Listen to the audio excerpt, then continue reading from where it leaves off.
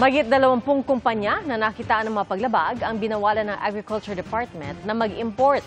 May mga nakumpiska rin silang mahigit 700 metriko toneladang mackerel na sinubukang ipuslit sa bansa. Nakatutok si Bernadette Reyes. Sa halip ng mga nadeklarang snack items, nabisto ng Bureau of Customs na mackerel ang laman na humigit kumulang 20 container van galing China na sinubukang ipuslit sa bansa. Pinakakasuhan na ng Customs sa Department of Justice ang mga sangkot ng paglabag sa Customs Modernization and Tariff Act. Suspendido na rin ang mga permit ng kumpanya. 5 yung sinampahan ng kaso, kasama yung may-ari at yung mga brokers. Nakapag-file na tayo, nakapag-submit tayo ng for filing of cases, 12.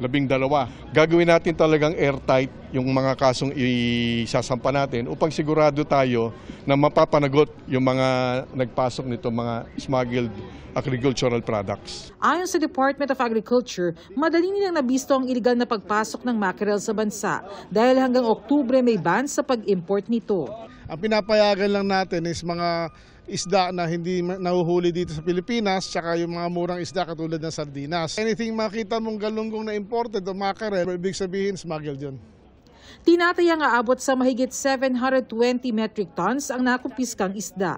Ayon sa Department of Agriculture, 19 na mga 40-foot na mga container vans ang naglalaman nitong mga smuggled na mackerel products. Plano na i-donate ito para naman mapakinabangan pa. Maaari raw itong i-donate sa mga apektado ng mga sakuna matapos lumabas sa mga pagsusuri na fit for human consumption ng mga isda.